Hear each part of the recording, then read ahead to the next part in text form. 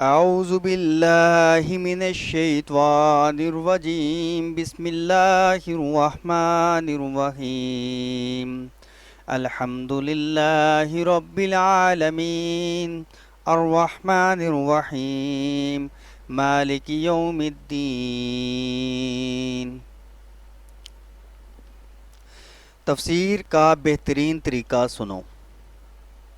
تفسیر کا بہترین اور صحیح طریقہ یہ ہے کہ اول تو قرآن کی تفسیر قرآن مجید سے ہی کی جائے، اس لیے کہ ایک بیان کہیں مختصر ہے تو کہیں اس کی تفصیل بھی موجود ہے۔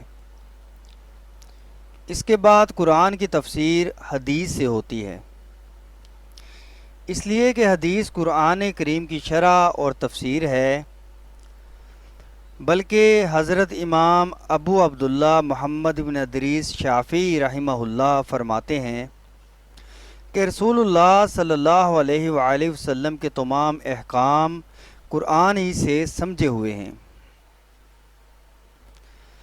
اللہ تعالیٰ کا فرمان ہے، ہم نے تم پر یہ کتاب حق کے ساتھ نازل فرمائی ہے تاکہ تم لوگوں کے درمیان اللہ کے سمجھائے ہوئے احکام کے مطابق فیصلہ کر سکو۔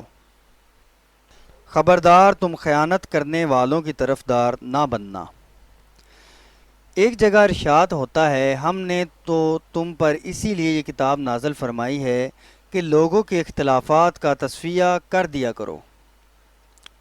یہ کتاب ایمانداروں کے لیے ہدایت و رحمت ہے۔ ایک اور مقام پر فرماتا ہے، ہم نے اس ذکر کو تمہاری طرف اس لیے نازل کیا کہ تم اسے لوگوں کو حرف بحرف پہنچا دو تاکہ وہ اس پر غور و فکر کر سکیں۔ حدیث رسول صلی اللہ علیہ وآلہ وسلم کی فضیلت۔ رسول اللہ صلی اللہ علیہ وآلہ وسلم فرماتے ہیں، مجھ کو یہ قرآن دیا گیا ہے اور اسی کی مانند ایک اور چیز بھی اس کے ساتھ دی گئی ہے، اس سے مراد سنت ہے۔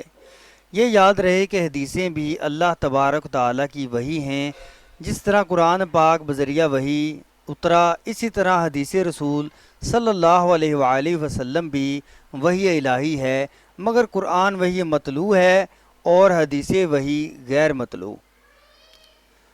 حضرت امام شافعی رحمۃ اللہ علیہ اور دوسرے بڑے بڑے ائمہ نے اس حقیقت کو دلیل سے ثابت کر دیا ہے، لیکن یہاں اس کے بیان کرنے کا موقع نہیں۔ مقصد یہ ہے کہ قرآن پاک کی تفسیر اولاً خود قرآن مجید سے پھر حدیث سے کرنی چاہیے۔ رسول اللہ صلی اللہ علیہ وآلہ وسلم نے جب حضرت معاذ رضی اللہ تعالیٰ عنہ کو یمن کی طرف بھیجا تو دریافت کیا کہ حکم کس طرح کرو گے یا فیصلہ کس طرح کرو گے؟ جواب ملا کتاب اللہ سے۔ فرمایا اگر اس میں نہ پاؤ تو؟ کہا سنتے رسول صلی اللہ علیہ وآلہ وسلم سے۔ کہا اگر اس میں بھی نہ پاؤ تو کہا اب اجتہاد کروں گا۔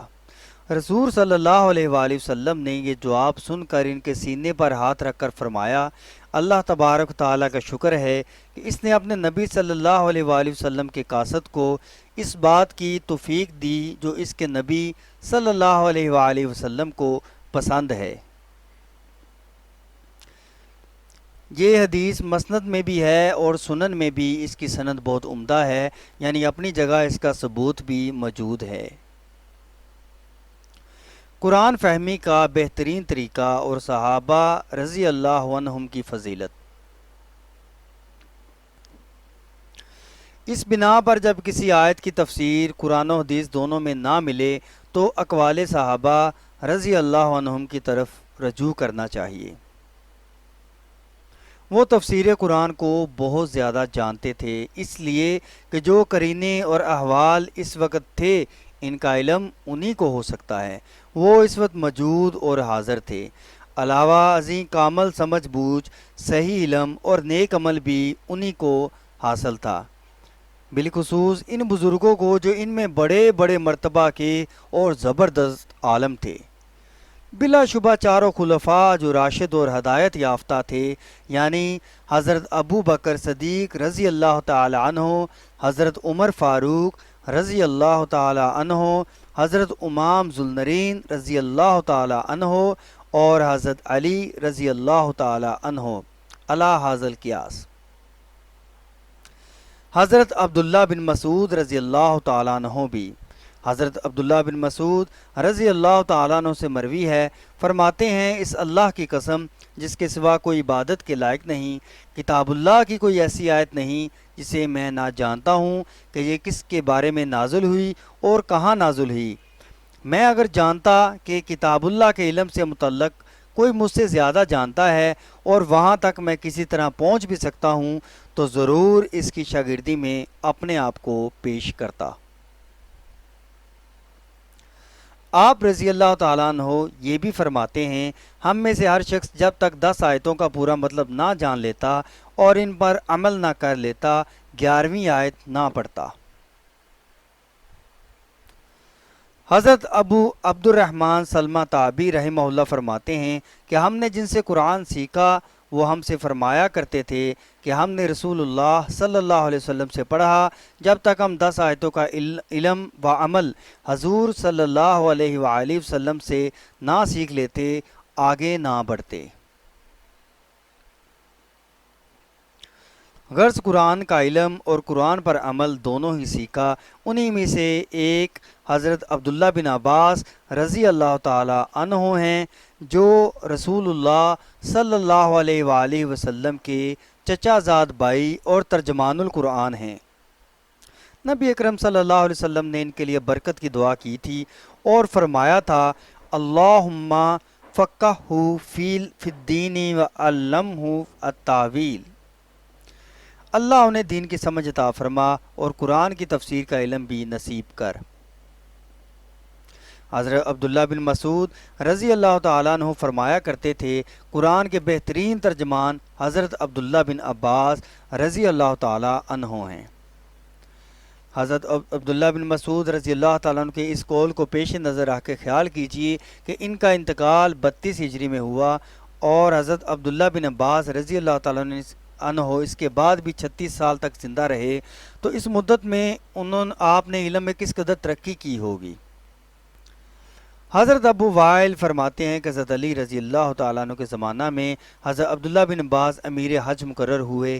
آپ نے اپنے خطبہ میں سورۃ بقرہ کی تلاوت فرمائی اور اس عمدگی سے تفسیر کی کہ اگر ترک و دیلم کے کفار بھی سن لیتے تو یقیناً مسلمان ہو جاتے۔ بعض روایتوں میں ہے کہ آپ نے اپنے اس خطبہ میں سورۃ نور کی تلاوت فرمائی تھی۔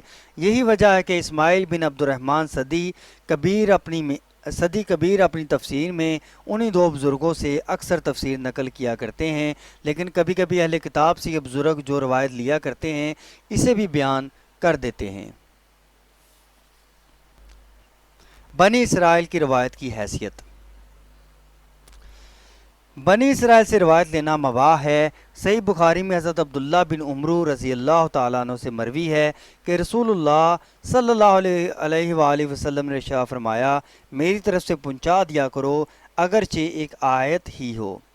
بنی اسرائیل سے بھی روایت لینے میں کوئی حرج نہیں، مجھ پر قصداً جھوٹ بولنے والا قطعاً جہنمی ہے۔ حضرت عبداللہ بن عمرو رضی اللہ تعالیٰ عنہ نے جنگ یرموک میں 2 بوریاں یہود و نصارہ کی کتابوں کی پائی تھیں۔ ان کی باتیں بھی وہ اس حدیث کو مد نظر رکھ کر نقل کر دیا کرتے تھے، لیکن یاد رہے کہ بنی اسرائیل کی یہ روایتیں صرف مسئلہ کی مضبوطی اور اس کی گواہی کے لیے لائی جاتی ہیں، خود ان سے مسائل ثابت نہیں کیے جا سکتے۔ روایتیں بنی اسرائیل 3 قسم کی ہیں۔ ایک تو وہ ہیں جن کی تصدیق خود ہمارے پاس موجود ہے، یعنی قرآن پاک کی کسی آیت یا حدیث کے مطابق اسرائیل کی کتاب میں سے کوئی روایت مل جائے، اس کی صحت میں کوئی کلام تو نہیں۔